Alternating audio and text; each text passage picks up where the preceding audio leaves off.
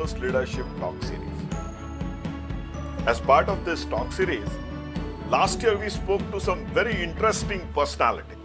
We spoke to Shri Ajit Dovalji, our national security advisor, and he explained about art of decision making. Also spoke to Shri Anand Mahindra and discussed art of handling failures, how he handles his failures. Another interesting episode was with Dr. Anand Deshpande, where he spoke about startup ecosystem. I request my viewers to see our other videos because you will find those discussions extremely enriching. Today also we will be talking to a very young, dynamic personality. His name is Mr. Abhishek Suryawanshi. He is director at Wikipedia. He started his journey in a very, very small village in Maharashtra. And now he is in US handling India operations for Wikipedia. Hey, welcome Abhishek, welcome to the discussion. Thank you so much. I remember meeting you about 7-8 years back when I think you were in your second year of pharmacy in Pune. And at that time you spoke that you have already started working for Wikipedia as a student or volunteering for Wikipedia as a student. So now, how was your journey? How long you are working with Wikipedia and how your role has evolved? It's such a long time. Yeah, like firstly, thank you so much for having me on this show. And also thank you so much for being my mentor. I remember from the day I joined from that time, not just for Wikipedia, whenever it came to bringing modern technologies to India, including TED conferences, TEDx events to Wikipedia, you have always been instrumental in supporting me as well as the entire TEDx and Wikipedia community. So thank you so much for that. So almost like 7 to 8 years back, Wikipedia decided to open its first ever physical office in India, and they launched something called as India Education Program. The idea was simple. Wikipedia will go from colleges to colleges, universities to universities, and work with college professors, deans, and students to remove misconceptions about Wikipedia. So that was their first ever biggest global education program, and I was fortunate enough to be part of that program. Dr. Sahasrabuddhe sir was also there, who was also instrumental in envisioning that entire campaign and global education program in India. It's been an amazing journey. That time I just started joined as a volunteer, and then eventually I started interacting with various volunteer communities. It's incredible. Like all of us speak different languages, different cultures, but when it comes to sharing knowledge, everyone is connected with that one same goal. Like if I know something, and I will go to any extent, like translating it, writing it for free of cost, without expecting anything in return. So I feel very fortunate I'm part of this movement. And again, now you are a thank you so director. much. And now you are a director at Wikipedia, right? Wikipedia Swastha. So Wikipedia Swastha is a special Wikipedia awareness scheme for the healthcare affiliates. Right now, because of COVID-19 as well as in general, Wikipedia gets 10 times more traffic as compared to CDC, WHO, or any other site. And last year, we realized there is not even a single platform in India, at least for Wikipedians in India, to talk and collaborate with each other. So I spoke with a couple of people in the US as well as the global community.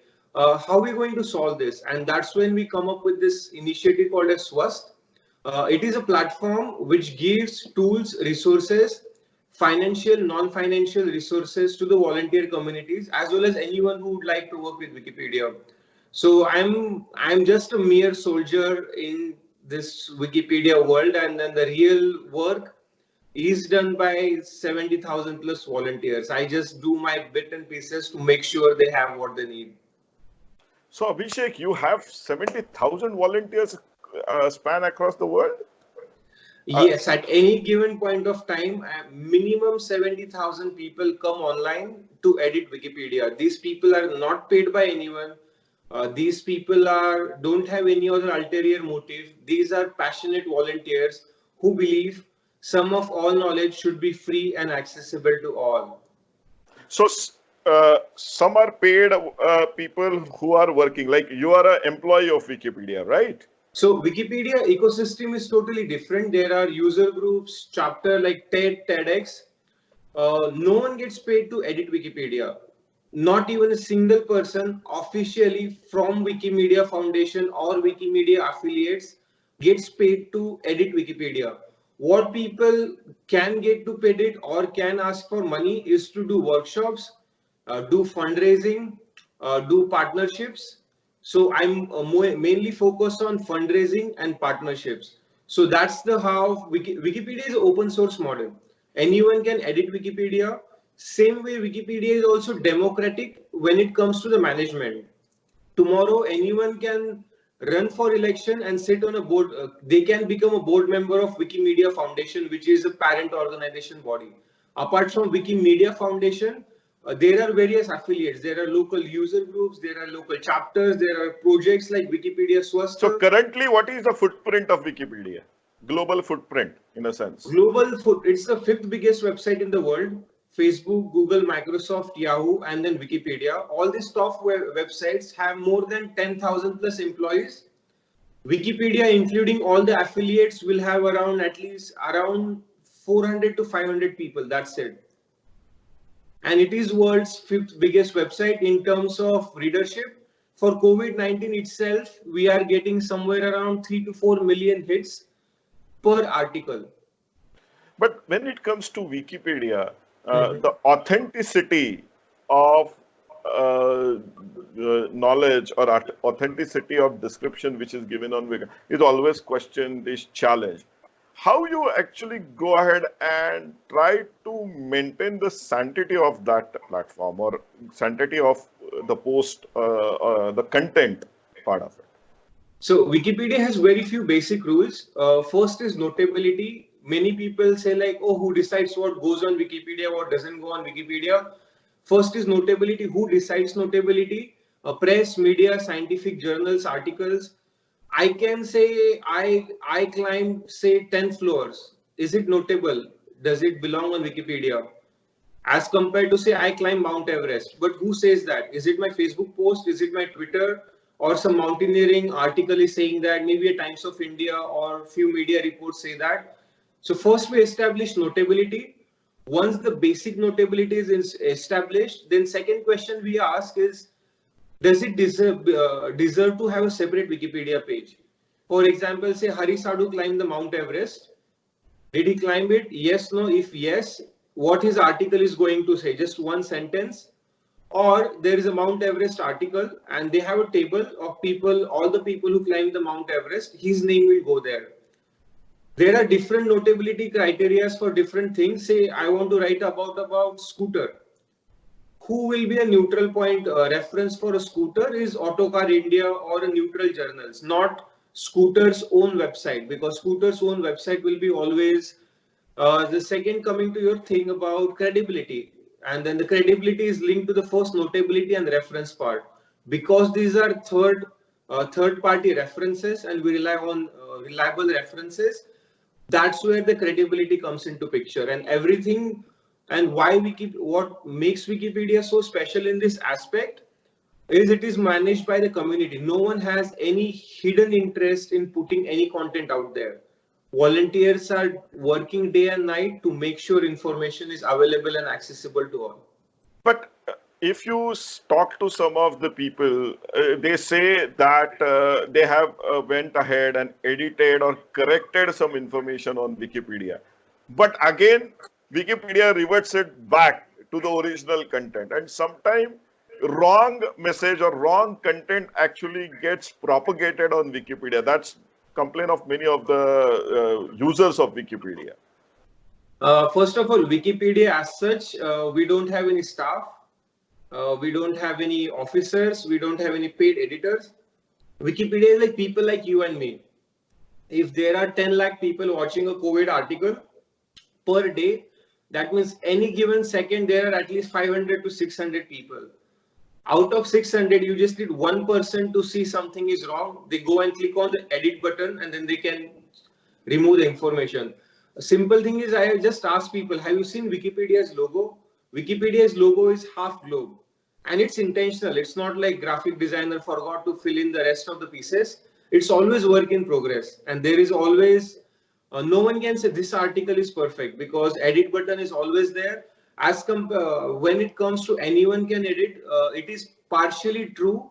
Not anyone can edit all the time. For example, articles like COVID-19 are locked. What does that mean? Only editors with specific standing in the community can go and click on the edit button. And more you edit, higher up you go in the ranks.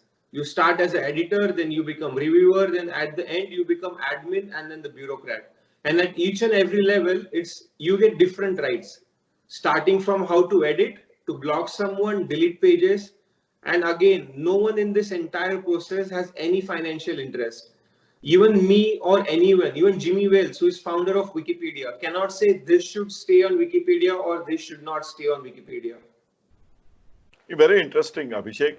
Now, moving from Wikipedia, we will actually talk about your journey, because your journey is also very interesting. I think you are from a very, very small village in Maharashtra, near Solapur district, where there are about 500 people, 800 people, and you started your journey. So tell us about that. How you actually came to Pune and eventually ended up working with Wikipedia, and then now you are in US. It's a phenomenal story. I was born in a small village called as Bodkha. It is in the border of Solapur and Usmanabad district. Very few people. There will be more people maybe sitting in your office at any given point of time than my entire village. And I had severe asthma as growing as a kid, and very few people thought I will survive. Oh, And okay. I was homeschooled most of the time, and it was always interesting to me when I recovered from it eventually, when I was like 12, 13-year-old. I was really fortunate. My parents gave me the best healthcare access in the world. I am fortunate. All my grandparents, cousins, all the family like made sure I get everything I needed. But one thing that kept me alive was access to information and people who cared about me. After around age of 13, 14, when I eventually started like going to school like a normal kid, I joined National Children's Science Congress, NCSC. That time APJ Abdul Kalam was Dr. Yeah. President. And that was a turning point for me. At that time, no one took me seriously. They was like, okay, he's doing his own thing. Maybe he gets asthma attack. Let him sit at home. Let him do his own thing. And I innovated my own irrigation technique at that time. Of course, with the help of experts and all, I was very teeny tiny part of that entire project. One thing led to another. And then the next thing I know is I was like right next to Dr. APJ Abdul Kalam. I still remember it was back in December 2004. In Guwahati, and that's also where I interacted with Dr. Sahasrabuddhe sir. He was dean there at that time at IIT Guwahati, and that was a turning point. And I learned what makes a small guy like me who spoke Marathi. And the government Department of Science and Technology launched a new TV series called as Hum Honge Kamyab at that time. That was a time of Indian Idol, and Indian government was like, we also need to do something in those lines. And the auditions were going on, and I was from Maharashtra. That time I was studying in Nanprabodhini, Solapur, and then I had that uniform of like this Gandhi topi, kurta, and everyone was like, you study in Marathi medium, like you are competing with people from convent school. And I was like, it's fine, like I can speak Hindi, and if they really want to understand me, they will use translators. I gave the audition, and I was the only one selected from Maharashtra. Oh, And okay. and I'm not saying that I was doing something extraordinary. Anyone living in my small community would have been able to do that. Only differentiating factor, me and them, I had access to opportunities. And when it comes to Wikipedia or TEDx, the same thing that drives me towards working for Wikipedia or TEDx or any So, other volunteer so, communities. so how you started working for Wikipedia? I think you started when you were in first year, second year, right? When we met. 2009-10, Huh? 2009, I was with doing TEDx events. I hosted more than 60 plus TEDx events in India. And that time Wikipedia was starting the So when you Wikimedia started Foundation. hosting 60 TEDx events, you were in 10th or 12th when you So started? this was this Hum Honge Kamyab was 2006-7. 8-9 was TED India happened. 2009 TED conferences came to India. They launched And their what was fellowship. your age at that time? I was 18-year-old. Oh, okay, interesting. I contacted them when I was, I think, 16 or 17, and they said the bare minimum age is 18-year-old. So I was waiting till my birthday, and then the moment I turned 18, I started looking for these opportunities. So TEDx and Wikipedia happened hand in hand. The Gates Foundation played a very huge role. 2009-10 was Gates Foundation celebrated their 10th anniversary, and I hosted their live webcast in Pune, and there were more people attending that webcast in Pune as compared to their headquarters. And Oh, that was, and the TEDx events I was doing, Wikipedia was doing, and Gates Foundation asked me like, would you like to come to the US and attend TED conference? And then the TEDx team worked really hard on like giving me the scholarships, making sure I have all the funds. And because of the Gates Foundation, that celebration, I already had strong connections in the Pune community. Not strong, I was just getting started.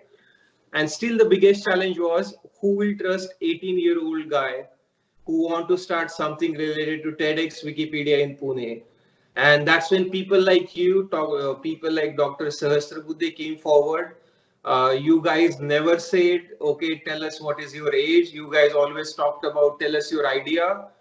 Tell us what do you need in terms of support. And that time, all I needed was venue, space, and some food for volunteer community. And then that's when this, we hosted events in Persistent, we hosted events in College of Engineering, Pune. And I was really fortunate throughout the process. Either Dr. Sahasrabuddhe, you or anyone I interacted with, no one even at even a single time asked me for a single penny, not even a single rupee.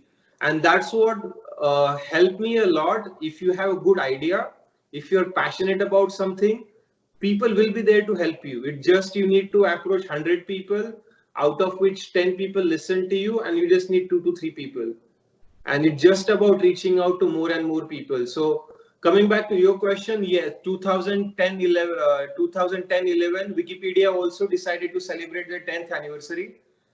And because I already had a setup which was equipped to do this kind of support, this kind of international events, hosted the event. They said we are starting a actual brand new office in India.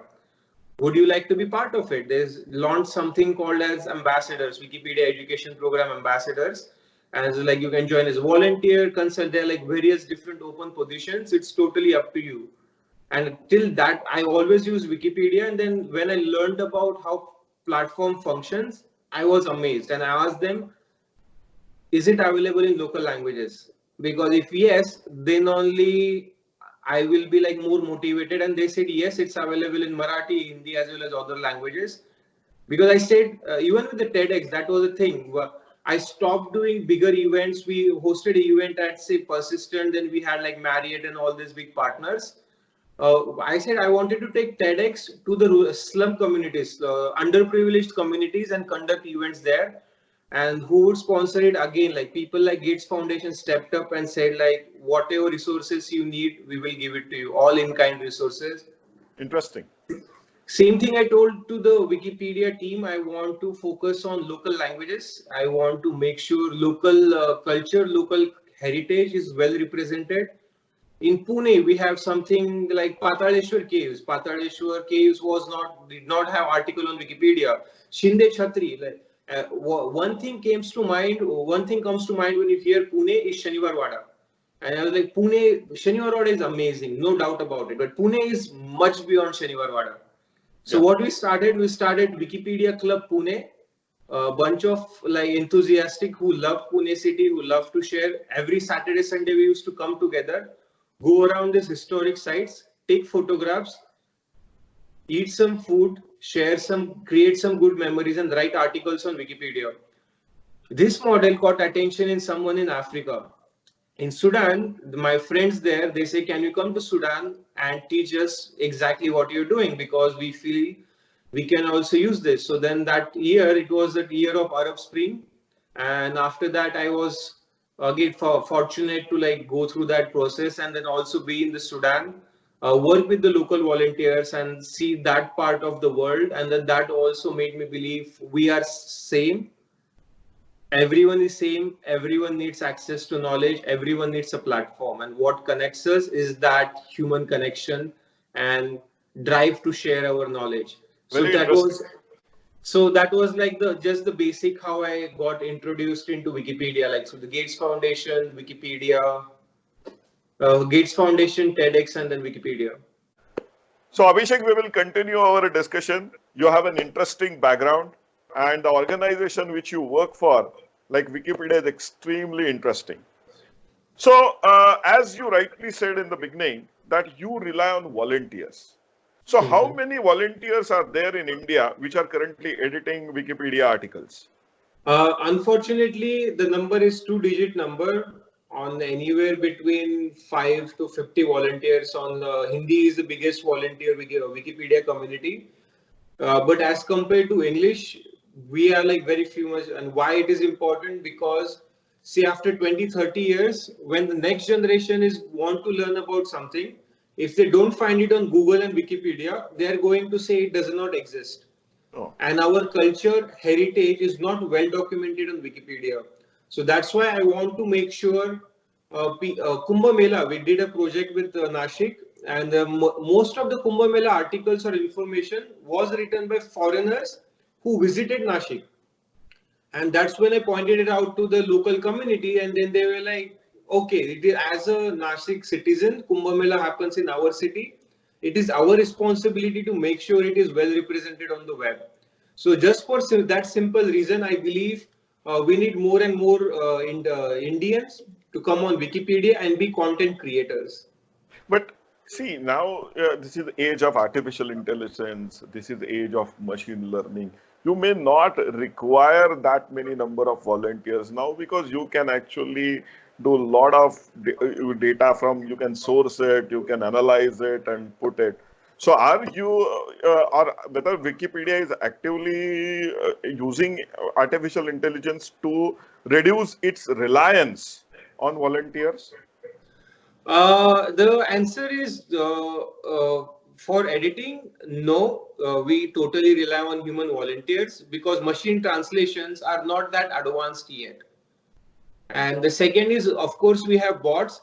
For example, if someone is doing particular edits on a particular pattern, then we have bots who will identify it. Another thing is copyrights. Wikipedia does not allow copyrighted information.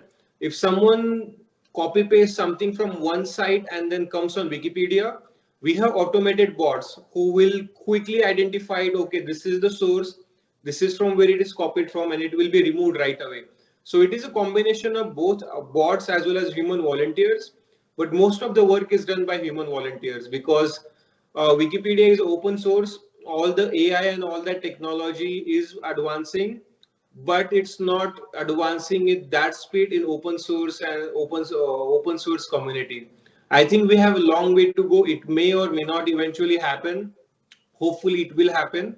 But as of now, no. Like Wikipedia for content purely relies on human volunteers. It was really interesting talking to you. And before we conclude, I would like to ask what you would like to say to our Indian youngsters, especially students who are in their second year, third year, final year, you know, either they are doing technology or conventional courses. What you would like to tell them based on your experience and your journey?